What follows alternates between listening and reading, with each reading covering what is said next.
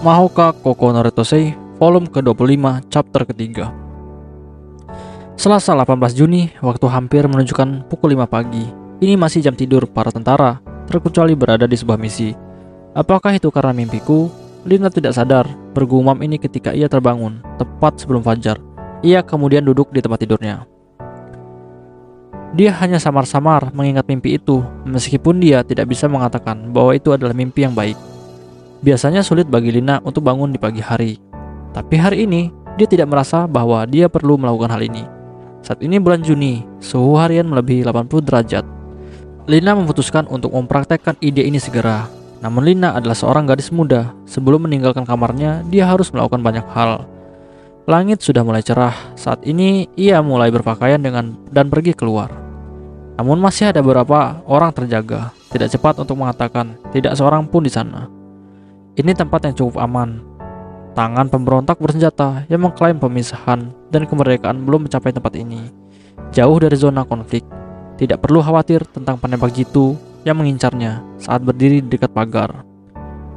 Niat pembunuh datang tanpa suara. Apakah ini hanya kebetulan belaka? Lina menghindari serangan penembak jitu yang tak terlihat. Laser energi tinggi membakarnya.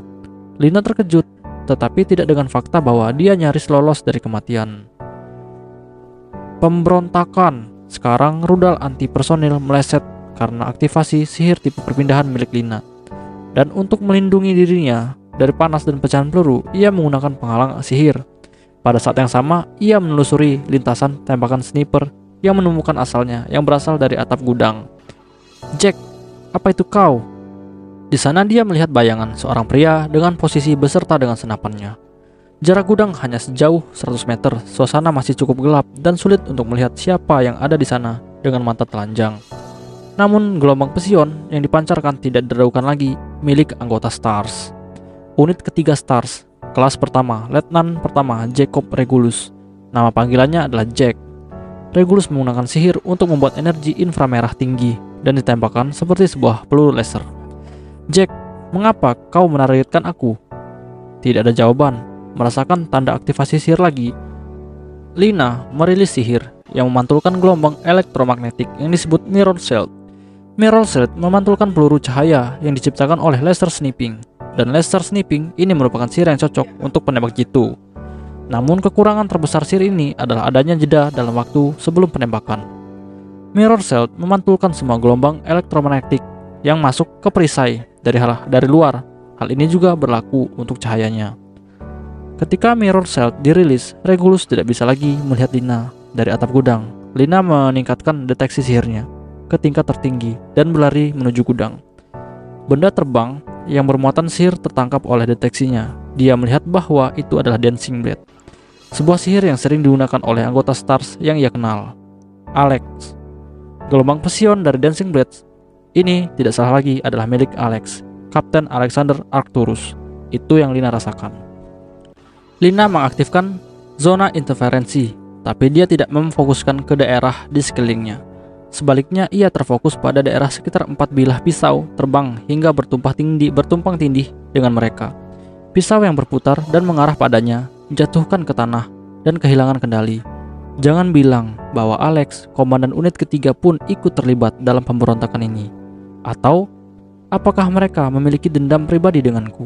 Lina tidak bisa mengatakan ini dengan keras, meskipun dia sedang berbicara dengan dirinya sendiri.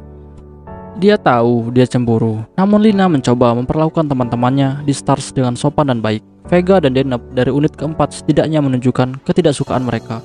Tapi dia punya kesan bahwa ini bukan kebencian yang serius. Tapi sekarang dia tidak punya waktu untuk khawatir tentang hal ini. Dancing Blades kembali menyerang dirinya. Tapi kali ini tidak berjumlah 4, melainkan hanya 1.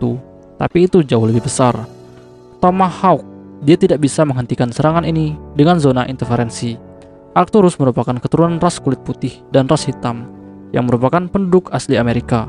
Jadi dengan garis keturunan itu, juga ia mewarisi karakteristik dari sihir kuno Amerika. Lina berlari ke gudang untuk kendaraan khusus. Dia berlari ke gudang yang berisi kendaraan khusus. Bahkan jika ia memasuki kendaraan khusus tersebut, ia tidak dapat terlindungi dari serangan musuh karena tidak dilengkapi perlengkapan pertahanan yang kuat.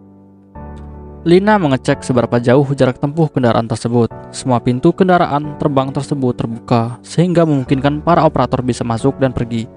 Ini adalah mayor utama Sirius. Semua orang di dalam gudang ini harap segera meninggalkan tempat ini. Ketika ia berlari ke gudang, Lina mengenakan penyamaran Anji Sirius. Akan lebih etis jika aku mengenakan pakaian pelatihanku. Dalam pakaian gadis biasa yang ia beli di bawah arahan Sylvia, dia tidak tampak tegas dan serius seperti biasanya. Lina tidak punya waktu untuk memeriksa apakah ada orang yang keluar melarikan diri dari gudang. Dia duduk di satu lutut di tepi pintu masuk dan dengan hati memandang ke sekeliling. Dia mempertajam semua inderanya dan berhati-hati memeriksa lingkungan untuk mencari musuh dan mencoba untuk tidak tertangkap oleh penembak jitu. Lina sedikit lebih tenang dari sebelumnya. Lina kembali mengarahkan pandangannya ke lingkungan sekitar gudang. Namun ia tetap tidak dapat menemukan Arcturus. Selain itu, ada kemungkinan musuh tidak hanya Regulus dan Arcturus saja. Reaksi cepat terhadap granat tangan yang dilemparkan pada bagian belakang kakinya adalah murni kebetulan. Sebagian besar pecahan peluru yang datang dari granat dan gelombang eksplosif terarah ke Lina. Lina yang selamat dari ledakan karena reaksi cepatnya merapal sihir Celt dengan cepat menemukan pelaku pelempar granat tersebut. Itu adalah Layla. Dia berasal dari unit keempat, kelas pertama Stars, letnan kedua Layla Deneb. Tubuh tinggi seperti wanita, glamor Eropa. Dia melototi Lina dengan raut kebencian. Jangan panggil aku dengan nama itu, dasar kau pengkhianat. Aku mengkhianati siapa? Apa yang kamu bicarakan? Berhenti mencoba untuk bertindak bodoh dan tetaplah diam. Deneb mengayunkan pisau ke atas dengan tangan kanannya. Tangan dengan pisau tempur mengayun ke bawah. Lina refleks mengaktifkan sihir tipe perpindahan dan pindah ke sisi berlawanan dari pintu masuk ke gudang. Peluru dilepaskan dari pistol dan menghantam perisai Lina, dan dia jatuh di lantai. Untuk Deneb, kombinasi pisau dan pistol adalah taktik favoritnya. Lina ingat ini, jadi dia menggunakan sihir perisai dan tipe perpindahan secara bersamaan. Aku serius, kapan dan bagaimana aku berkhianat? Lina berteriak tanpa melepaskan sihir perisai. Dasar tidak tahu malu, baiklah aku akan memberitahukannya padamu. Meskipun kamu adalah komandan tertinggi, kamu malah tergoda oleh orang itu, dan kemudian kamu menjual unit ke-6 keluar dari Jepang. Unit ke-6? Apa yang terjadi pada Randy dan dia? Sepertinya kamu tidak berpikir tentang tindakan yang telah kamu lakukan. Suara itu datang dari belakang Lina. Lina berbalik dengan tergesa-gesa. Aku tidak tahu apa-apa tentang pengkhianatan yang kamu maksud, dan aku tidak tahu apa yang terjadi pada unit ke-6 juga. Kemudian siapa yang kamu maksud orang itu? Aku tidak paham sama sekali. Kamu masih terus tidak mau mengaku. Deneb menggeram pada Lina yang mencoba untuk menyatakan bahwa dirinya tidak bersalah. Oke, baiklah, izinkan aku memberitahumu. Namun Vega telah berhenti dan diam. Kemudian Deneb berpaling ke Lina dengan tatapan yang mengejek. Kamu memiliki hubungan rahasia dengan mata-mata Jepang yang mencoba untuk melaksanakan micro black hole. 3 orang dari unit 6 dikorbankan dalam percobaan dan berubah menjadi parasit dan memata-matai yang menyusup dicurigai berasal dari Jepang. Itulah yang sedang kita bicarakan. Lalu kamu juga tergoda oleh penyihir kelas strategis Jepang, Shiba Tatsuya. Tatsuya? Penjelasan ini tampak mengejutkan Lina dan tidak bisa menekan perkiraannya tentang hal ini. Namun untuk Vega dan Deneb, itu tampak seperti dia telah jatuh ke tangan musuh. Dan itu tidak lebih dari sebuah pengkhianatan. Ya, 3 orang, Rigel, Ian, dan Sam, kehilangan pikiran mereka, berubah menjadi parasit meskipun mereka ditempatkan di bawah perlindunganmu. Jadi itu salahmu, mereka berubah menjadi parasit. Hanya kematian yang layak untuk pengkhianat. Aku akan membuat nasibmu sama seperti orang yang kamu eksekusi pada saat kamu menjadi serius. Lina langsung pulih dan kembali ke sikap tempur. Namun ia telah kehilangan terlalu banyak ketenangan ketika ia mendengar bahwa anggota dari unit ke-6 telah dirasuki oleh parasit. Lina memutar wajahnya ke Vega yang muncul dari kedalaman gudang, dan kemudian ia memutar kembali keluar. Dan sekali lagi Tomahawk berputar datang ke arah Lina. Serangan Arcturus menembus gudang dan dari luar. Tapi sihir yang diperkuat Tomahawk seketika dipotong oleh Molecular Divider. Komandan, apakah Anda baik-baik saja? Sosok seorang pria dengan fisik besar muncul di depan pintu. Ben, Mayor Canopus, Lina dan Vega mengatakan nama orang yang telah muncul. Mayor, apakah kamu di sisi pengkhianat ini? Komandan tinggi tidak mengkhianati kita, Kapten Vega. Anda ditipu oleh parasit." Tanpa bergerak, Canopus membalas ucapan Vega. "Apa? Bagaimana kamu bisa mengatakan itu setelah apa yang telah terjadi pada Rigel dan timnya?" "Aku tidak berbicara tentang mereka. Mereka adalah parasit." Segera setelah Komandan Canopus mengetahui serangan terhadap komandan tinggi, ia bertanya kepada Kolonel Balance apa yang harus dilakukan selanjutnya. Dengan menahan napas, Lina menatap layar terminal Mirfak. Saat membaca pesan Balance, mata Lina dibulatkan. Ke Jepang, dalam petunjuk saldo juga telah dikirim. Dikatakan bahwa Lina harus melarikan diri ke Jepang dan mendapatkan perlindungan dari keluarga Isuba. Mengapa? Ini sangatlah. Mengapa aku harus meninggalkan Amerika Serikat dan pergi ke Jepang? Mirfak menguraikan gumaman Lina. Rupanya Kolonel Balance prihatin tentang konspirasi terhadap komandan tinggi. Aku bahkan tidak bisa mendengar omong kosong seperti membunuh komandan tinggi, penyihir kelas strategis. Tapi komandan dapat dicuci otak dan digunakan untuk tujuan mereka. Setelah mendengar perkataan Mirfak, Lina sekali lagi melirik ke terminal. Pada itu terlampir data dari tiket. "Kami sekarang menuju ke bandara di Albuquerque. Saya pikir tidak akan ada penuntutan karena komandan mengontrol situasi di tempat ini. Namun Anda tetap harus berhati-hati karena aku menggunakan sihir perisai deteksi. Jadi Panglima Tinggi, saya mohon Anda untuk menahan diri dari menggunakan sihir apapun." "Baiklah, aku mengerti." Mirfak memiliki sihir yang mencegah terdeteksi dan ia adalah yang terbaik dari keseluruhan Stars. Sihir ini akan sangat bermasalah terutama ketika tim Orion dari unit ke-6 terlibat karena mereka mengkhususkan diri dalam misi pencarian. Lina mengikuti nasihat Mirfak. Lina tiba dengan aman di Jepang pada tanggal 19 Juni sekitar tengah hari waktu setempat. Dia segera menelpon nomor telepon yang diterimanya dari Balance. Dan di bawah perintah Maya, dia sekarang ini berada di bawah perlindungan keluarga Kuroba. Pada saat yang sama ketika kerusuhan terjadi antara Stars di USNA, unit Soviet baru dengan cepat memperbaiki Super CED Argon yang dimaksudkan untuk digunakan kembali oleh Igor. "Dokter, bagaimana, ada kemajuankah?" Kepala brigade yang bertanggung jawab atas perbaikan berbalik dengan heran ketika dia mendengar Igor. "Perbaikan akan selesai hari ini dan saya ingin meminta Anda untuk melakukan tesnya besok." Kepala dinas perbaikan sangat tegang dan berbicara dengan sangat sopan. "Itu bagus. Jam berapa saya harus datang kembali?" Igor tidak pernah menerapkan kekuatannya pada orang biasa. "Kita bisa mulai kapan saja, bahkan di pagi hari." "Baiklah, aku mengerti. Kalau begitu jam 9.30. Sesuai keinginanmu." Igor meninggalkan bengkel. Dia datang ke bengkel terburu-buru, bahkan hanya ingin dengan cepat melanjutkan operasi yang membutuhkan argan. Tetapi keterburuannya ini karena dia masih ingat betapa terhinanya dia oleh Tatsuya dengan serangan tuman bomba yang tiba-tiba di mana ia benar-benar nyaris akan sukses. Tapi saat saja dia tidak bisa membunuh Shiba Tatsuya meskipun dia menggunakan Igrok, amplifier manusia untuk tuman bomba. Selain 2 Igrok yang dia gunakan dihancurkan dan argan menerima sejumlah besar kerusakan sehingga tidak bisa digunakan lagi. Dan yang jelas adalah Igor akan mati jika dia tidak menggunakan Igrok. Sebelumnya, Igor tidak pernah gagal dalam misi yang dipercayakan kepadanya sebagai penyihir kelas strategis dalam pertempuran melawan USNA di Bering Strike yang cukup keras. Meskipun skalanya kecil, ia membunuh komandan Star sebelumnya, yaitu William Sirius dengan tuman bomba. Tetapi kali ini ia gagal total, atau dengan kata lain, dia menderita kekalahan yang telak. Untuk menghilangkan perasaan terhinanya ini, Igor ingin melanjutkan misi ini sesegera mungkin. Kamis 20 Juni, Tokyo sejak pagi sudah diguyur hujan di daerah sekitar Hachioji, tempat SMA pertama berada. Memang saat ini sudah memasuki musim penghujan, tetapi dibandingkan dengan siswa lain, Tatsuya telah bersiaga sejak pagi. Mizuki yang berada duduk di sebelahnya mencurigai sesuatu, karena Tatsuya tidak berusaha menyembunyikan ketegangannya. Meskipun ini musim hujan, tahun ini intensitas hujan di Tokyo harusnya lebih rendah dibandingkan tahun-tahun lainnya. Ini hanya hari di mana intensitas hujan lebih tinggi dari biasanya. Tapi Tatsuya tidak suka ini. Dia merasa seperti ini sejak ia kembali dari Izu. Hari itu hari di mana dia diserang oleh sihir kelas strategis di Izu. Hujan juga turun seperti ini. Kondisi cuaca terbaik untuk penggunaan tuman bomba adalah ketika hujan turun, ringan, dan tidak ada angin. Dan hari ini hampir tidak ada angin. Tatsuya berharap agar Igor tidak lagi melakukan serangan. Namun Igor belum menyerah. Tatsuya yakin akan hal itu.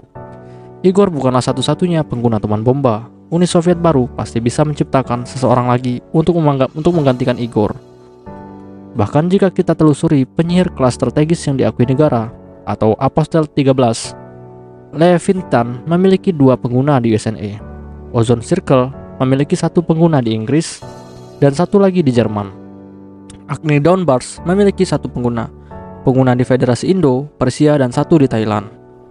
Berbagi sihir kelas strategis bukanlah kejadian langka. Selain itu, sihir yang memiliki kekuatan penghancur besar akan disebarkan ke kandidat yang cocok di negara yang sama. Namun Tatsuya berpegang pada gagasan bahwa aktivasi teman bomba khusus ini dilakukan oleh Igor. Dasarnya untuk ini adalah informasi fisik yang diperoleh ketika dia mendekomposisi kedua penyihir dari Izu tersebut. Susunan tubuh mereka sama, termasuk gen mereka juga.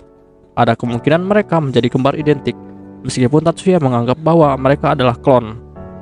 Tatsuya berhipotesis bahwa Igor sendiri yang mengendalikan teman bomba dan 2 penyihir perempuan hanya digunakan sebagai alat. Raymond Clark juga tahu bahwa Tatsuya adalah pengguna material Bars, dan informasi ini juga telah dikonfirmasi ke Uni Soviet baru. Uni Soviet baru telah memutuskan untuk membunuh Tatsuya, pengguna sihir kelas strategis material Bars. Tatsuya menyimpulkan bahwa serangan terhadap villa adalah hasil dari ini.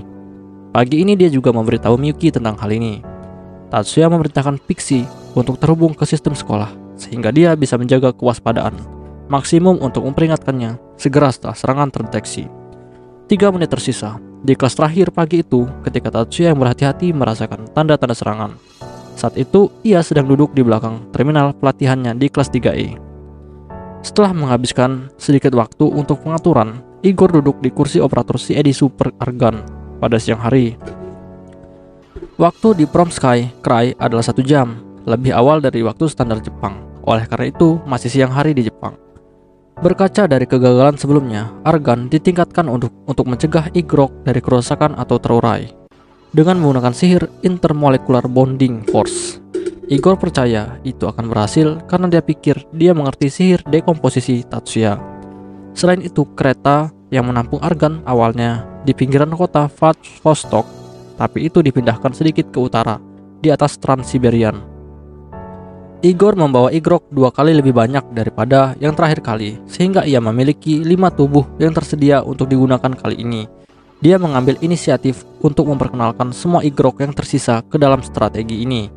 Formasi yang digunakan, 2 Igrok digunakan sebagai perangkat komunikasi eksternal untuk aktivasi, 1 Igrok sebagai firewall atau sebagai umpan, dan 2 lagi Igrok sebagai suku cadang. Bahkan ketika Igor melawan Stars, dia tidak pernah melakukan hal-hal seperti ini. Apa yang terjadi sebelumnya? Bukti aib terakhir Igor adalah sesuatu yang perlu dia singkirkan dengan menyelesaikan misi ini. Waktu itu, karena takut pada serangan Tatsuya, dia melompat keluar dari kereta yang berisi CID Super Argon dan lari darinya. Kenangan ini menodai kebanggaan Igor. Penghinaan ini harus dihilangkan dengan cara apapun. Jika dia membiarkan ini semua, dia mungkin akan menjadi gila. Ini adalah perasaan Igor yang sebenarnya. Dan satu-satunya cara untuk melupakan rasa malu yang menjijikan ini adalah menghancurkan Shiba Tatsuya. Ketekunan yang nekat seperti itu sangat mengakar dalam kesadaran Igor. Dia membuka mata yang tiba padanya melalui departemen intelijen di konsolnya. Menurut data, Shiba Tatsuya saat ini berada di SMA pertama. Sejujurnya Igor tidak dapat memahami bagaimana Tatsuya, seseorang yang berencana membangun pabrik reaktor fusi nuklir, membuang waktunya untuk belajar di sekolah menengah. Mengesampingkan kehadirannya di SMA pertama, dia mendapat sedikit masalah. Jika gelombang kejut hanya memecah jendela kaca, cedera fatal tidak terjamin. Namun, tuman bomba bukanlah serangan yang digunakan pada target bergerak, dan bangunan tempat Tatsuya bisa dilihat dari satelit, dan keberadaan di sana membuatnya semakin sulit. Menghancurkan jendela dengan gelombang kejut, kabut masuk ke dalam dan ledakan kemudian juga akan terjadi di dalamnya. Igor mengingat ini di antara strategi yang dipikirkan sebelumnya. Kursi tempat Igor duduk diseret ke kabin kendali Argon. Dia mengoperasikan players atau Igrok dan memainkan lagu penghancuran dan pembantaian sebagai konduktor. Tetapi bukannya mengayunkan tongkat konduktor, dia mengoperasikan saklar konsol. Master, saya mendeteksi tanda-tanda aktivasi sihir. Titik aktivasi adalah 200 meter di atas sekolah. Sebuah peringatan dikirim oleh Pixie melalui telepati. Pada saat itu, Tatsuya sudah jelas merasakan aktivasi Chain Case yang memanggil duplikat urutan sihir dengan perbedaan waktu. Dia berdiri dan mengeluarkan si Eddie bentuk pistol besar dari dadanya. Saat ini dia masih berada di tengah-tengah kelas. Terkejut dengan apa yang terjadi, teman-teman sekelasnya terkejut. Tanpa memandang mereka, Tatsuya melihat ke langit-langit, menunjuk custom si Eddie Silverhorn Trident ke atas. Tidak ada penundaan dalam gerakannya. Saat mengarahkan si Eddie ke atas dan membidik sasarannya, ia menarik pelatuk Trident. Tiba-tiba alarm peringatan bisa terdengar dari bagian si Eddie besar Argon. Sebuah pesan peringatan sedang ditampilkan di konsol yang menyatakan bahwa urutan aktivasi sihir Igrok telah dihapus seketika saat aktivasi urutan sihirnya baru saja diaktifkan. Penyihir membangun urutan sihir, bahkan jika pembangunan area operasi sihir selesai, sihir tidak akan diaktifkan kecuali jika itu tetap pada koordinat target. Jika penyihir itu sendiri terbunuh pada saat itu, memproyeksikan atau memperbaiki urutan sihir, sihir itu akan tersebar dan mengalami kegagalan. Ganti dengan Igrok cadangan, cepat! Bezobrazov memerintahkan para pekerja Argan. Kali ini dia tidak mampu melarikan diri. Sangat sulit untuk membatalkan teman bomba. Untuk lebih tepatnya, sulit untuk membatalkan teman bomba dengan Gram Dispersion karena sistem Chain Case. Inilah yang disimpulkan Tatsuya setelah menghadapi sihir tersebut. Urutan ajaib yang dibangun oleh Chain Case sedikit berbeda satu sama lain. Perbedaannya meningkat semakin jauh koordinat dipisahkan. Bahkan jika dia mencoba menghancurkan langsung dengan Gram Dispersion, maka teman bomba akan tersebar dan akan membuat ledakan yang kuat. Karena itu tidak ada cara lain selain menggunakan aktivasi sihir pada sumbernya. Ini adalah strategi Tatsuya. Dalam pertempuran terakhir, ia memperoleh pengetahuan untuk melacak asal-usul aktivasi teman bomba. Saat Chain Case dimulai, ia menelusuri jalur sihir, menguraikan Castor dengan sihir dekomposisi rangkap 3 Trident. Igrok penggantian selesai. Tanpa menanggapi laporan pekerja, Bezobrazov menatap gambar satelit di konsol karena teman bomba sebelumnya berakhir dengan kegagalan sebelum aktivasi. Kondisi atmosfer yang ditargetkan tetap tidak berubah. Ada curah hujan di bawah awan tebal dan hampir tidak ada angin. Menyerang kembali adalah apa yang akan dilakukan. Dalam pertempuran sebelumnya, setelah menghapus 2 Igrok, gelombang sihir kedua yang menetralkan kekuatan ikatan antara molekul tidak datang. Hasil dari simulasi fenomena itu didapat bahwa dibutuhkan lebih dari 5 menit untuk mengaktifkannya, bahkan dengan kekuatan komputasi Argan yang cepat. Itu dianggap sihir yang kompleks. Memverifikasi titik tembak teman bomba. Tatsuya secara sadar mereproduksi jalur yang memproyeksikan teman bomba di atas SMA pertama menggunakan memorinya Trident yang ia gunakan untuk melakukan serangan balik permulaan. Mengubah target ke si Eddie yang terhubung dengan operator. Selama aktivasi ada hubungan dekat antara penyihir tersebut dan si Eddie. Tatsuya menempatkan Argan di pandangannya. Target taktis penghancuran total si Eddie jenis kendaraan kargo. Di dalam si Eddie tempat Tatsuya lihat, proses yang membangun urutan sihir dimulai. Namun urutan aktivasi hanya dalam tahap pembacaan. Tampaknya urutan aktivasi sangat kompleks, di mana bahkan jika 1 detik dilewatkan, tahap perapalan tidak akan selesai. Secara alami, sihir dekomposisi Tatsuya akan membutuhkan persiapan yang sama atau bahkan lebih. Namun area perhitungan sihir Tatsuya mengkhususkan diri dalam dekomposisi dan regrowth. Subsistem penguraian dan pertumbuhan kembali dipersiapkan sebelumnya. Jadi kemungkinan untuk mengaktifkan sihir yang sangat rumit dengan memasukkan data tambahan di sana. Oleh karena itu, pemrosesan kompleks penguraian zat menjadi tingkat unsur dan penguraian badan informasi di tingkat psion dapat dilakukan dalam jangka waktu yang sangat singkat. Gram Dispersion, Misdispersion diaktifkan. Bongkar kekuatan gangguan peristiwa yang melengkapi si Eddie besar dan pisahkan Argan ke tingkat elemen. Mampu melakukan 2 jenis aktivasi sihir yang melintas jarak lebih dari 1000 km dalam sekejap mata adalah mungkin baginya. Itu karena sistem yang digunakan untuk sihir dekomposisinya disediakan dalam pikirannya. Tetapi hal itu mengorbankan kemampuan sihir lainnya. Dekomposisi sihir badan informasi dan sihir dekomposisi zat secara berurutan diaktifkan. Bezobrazov awalnya mengira gempa bumi terjadi, namun tubuhnya tidak merasakan guncangan. Dia bahkan tahu ini halusinasi atau bukan. Namun perasaan jatuh ini bukan halusinasi. Tiba-tiba kursi tempat dia duduk hilang kemampuannya untuk menopang berat badannya. Bukan hanya kursi, konsol, lantai, dan dinding semuanya menjadi rusak. Lantai terbelah, langit-langit jatuh, dindingnya hancur, semua berubah menjadi pasir debu. Menghantam tanah dengan keras, Bezobrazov mengerang. Rasa sakit itu membuatnya tidak bisa bangun dengan segera. Kerusakan itu tidak hanya terbatas pada tubuh fisiknya, kepalanya merasa sakit yang parah. Dia tidak bisa memikirkan apapun. Dia tidak menyadari bahwa sakit kepala itu disebabkan oleh kejutan karena memutuskan secara paksa hubungannya dengan si Eddie. Meski begitu, pasir yang menutupi kepalanya membuatnya kesal. Dia berjuang untuk mengangkat bagian atas tubuhnya dan menyapu semua pasir di wajahnya. Sekarang Bezobrazov tidak memiliki kekuatan untuk menyadari bahwa pasir itu adalah sisa-sisa dari argan. Di depan matanya, pemandangan Ussurish terbentang. Setelah terlempar keluar, dia akhirnya mengerti setelah melihat pemandangan. Ussurish adalah nama kota di Rusia. Di tengah sakit kepala hebat, Bezobrazov duduk. Hati ketiga Igrok berhenti karena goncangan itu memutuskan koneksi ke si Eddie secara paksa. Bezobrazov tidak bisa mendengar kesedihan mereka. Serangan sihir pada SMA pertama, meskipun itu hanyalah upaya, namun itu terekam oleh sistem pengawas. Di antara semua sekolah tinggi yang berafiliasi dengan Universitas Sihir Nasional, SMA pertama adalah yang terbaik. Analisis oleh mesin observasi di SMA pertama menunjukkan bahwa sihir tersebut digunakan untuk menghasilkan oksigen dan gas hidrogen, yang mana akan meledak ketika diaktifkan. Dan serangan yang berasal dari wilayah Primsky Krai di Uni Soviet Baru ini juga tercatat berdasarkan data objektif. Data diteruskan ke pemerintah melalui Universitas Sihir Nasional.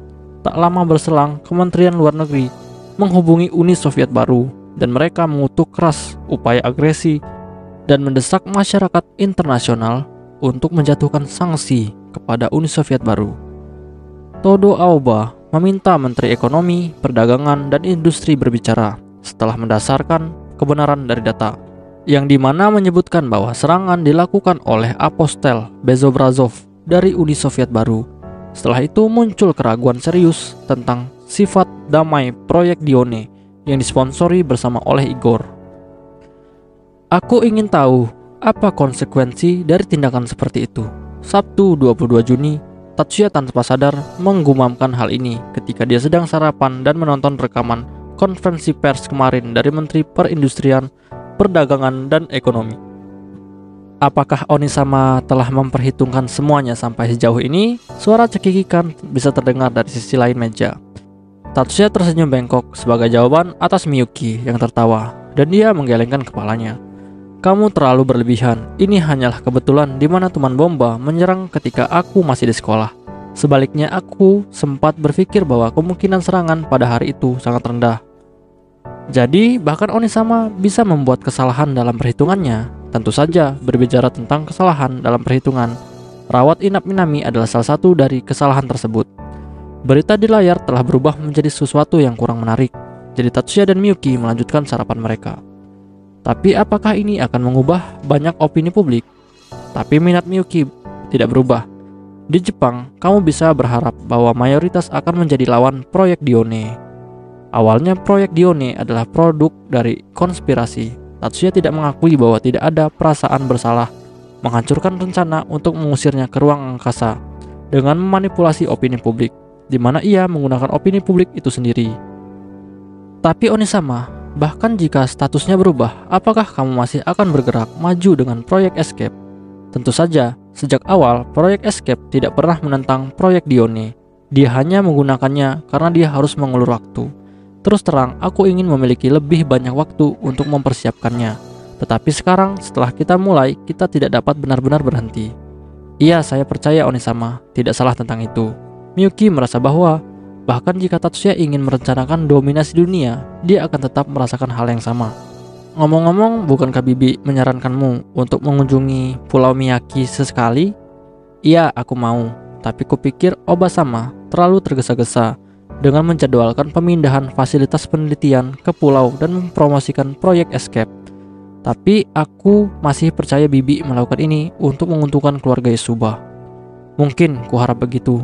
Terima kasih untuk makanannya. Tatsuya meletakkan sumpitnya. Aku akan membuat kopi, kata Miyuki, dan berdiri meskipun masih ada makanan di piringnya.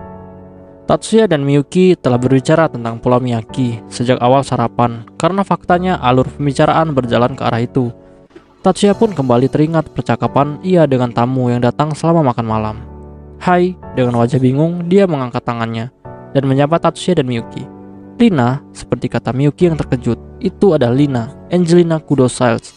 "Tatsuya-san, Miyuki Onesama, maaf sudah datang selarut ini." Tidak apa-apa. Kita bahkan belum makan malam." Bahkan Tatsuya tidak bisa menyembunyikan keterkejutannya. Saat menjawab Ayako, dia juga mengarahkan perhatiannya ke Lina. "Pokoknya jangan hanya berdiri di teras, masuklah." "Ya." Lina dan Ayako masuk. Setelah Tatsuya, Miyuki mengundang keduanya masuk. "Iya, Selsan, ayo masuk." "Ya, baiklah. Maaf aku mengganggu." Ayako tampak terbiasa dengan itu, tetapi Lina memiliki wajah malu ketika mereka mengikuti Tatsuya dan melewati Miyuki yang memegang pintu. "Pemberontakan dan pelarianmu dari Amerika?" "Lina, itu mengerikan." Situasi itu dijelaskan Ayako. Kisah itu luar biasa, tetapi dia tidak punya alasan untuk merencanakan kebohongan dan berbalik melawan Tatsuya dan rombongannya. Lina-san, yaitu Mayor Sirius, untuk sementara di bawah perlindungan keluarga Kuroba. Tetapi kepala keluarga Maya-sama berpikir untuk membawanya ke Pulau Miyaki sebagai tempat berlindung. Apakah lingkungan di Pulau Miyaki cukup baik untuk Mayor Sirius? Bisakah dia tinggal di sana? Aku sudah mendengar bahwa tidak ada masalah di sana. Namun jika itu cukup baik untuk kita, itu mungkin tidak cukup baik untuk Mayor Sirius. "Aku tidak butuh kemewahan," Lina balas dengan suara pelan. "Jadi kita akan membawa Mayor ke Miyaki untuk kunjungan awal." Namun Ayako mengabaikan kata-kata Lina. "Apakah Bibi memerintahkan ini?" Miyuki juga tidak memperhatikan protes Lina. Lina merasa agak tidak terlihat dan seolah-olah sedang diganggu. Melihat ini Tatsuya tersenyum, tetapi dia tidak dapat mengatakan apa-apa. Iya, dia juga memerintahkan untuk mengawal Mayor ke Pulau Miyaki diserahkan oleh Tatsuya. Kepada Tatsuya sama, Miyuki memutar matanya dengan terkejut. "Baiklah, aku mengerti." Namun Tatsuya mengangguk setuju. Jika pelarian Lina kebetulan menjadi alasan dan tujuan sebenarnya adalah untuk menyabotase keluarga Yosuba, maka Lina harus ditahan dengan aman. Meski kurasa aku memenuhi syarat untuk menjadi pemandunya karena aku juga penyihir kelas strategis sama sepertinya, Tatsuya menjawab Miyuki yang menatapnya dengan tatapan ingin tahu. "Aku tidak akan melakukannya." Lina berdiri. "Aku tahu." Kali ini Tatsuya tidak mengabaikannya. "Kepala keluarga Yosuba, yaitu Yosuba Maya, tidak berpikir kamu akan melakukannya juga. Tapi ini hanya kebijakan di dalam keluarga Yosuba." "Ah, jadi begitu rupanya." Lina bergumam dengan pengaturan berbagai hal. Meskipun dengan penjelasan Tatsuya, dia tampaknya yakin. "Ayako, apa jadwalmu hari ini?" "Sebenarnya aku ingin menginap malam ini, tetapi kepala sama telah memerintahkanku untuk segera membawa jawaban Tatsuya sama. Aku khawatir kalau menggunakan telepon, jadi bisakah kamu memberitahunya bahwa aku sudah menyetujui perintahnya?" "Ya, saya akan menyampaikannya. Walau agak mendadak, kami akan pergi ke Pulau Miyaki besok. Miyuki akan pergi bersama kami, jadi minta Hanabishi-san untuk memperkuat perlindungan Minami." Tatsuya meminta Ayako untuk menyampaikannya pesan ini, karena itu bukan tentang Hyogo, tetapi ayahnya, pelayan Hanabishi. "Baiklah," Tatsuya mengangguk menanggapi Ayako dan mengalihkan pandangannya ke Miyuki. "Miyuki, aku minta maaf, tapi bisakah kamu menyiapkan kamar untuk Lina?" "Baiklah." "Hei, tunggu sebentar. Jadwal harus ditentukan tanpa berkonsultasi dengan Lina tentang hal ini.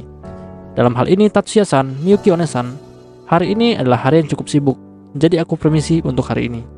"Iya, lain kali kita akan menemukan waktu untuk membicarakan hal-hal lain dengan santai." "Baik, Fumiya akan senang." Dengan senyum buram Ayako menjawab Tatsuya. Miyuki juga tersenyum untuk tidak menghancurkan citra statusnya sebagai pengantin wanita. "Ayako-chan, terima kasih sudah membawa Lina." Miyuki mengatakan ini kepada Ayako. Tidak perlu sungkan, lalu selamat tinggal." Pintu depan ditutup.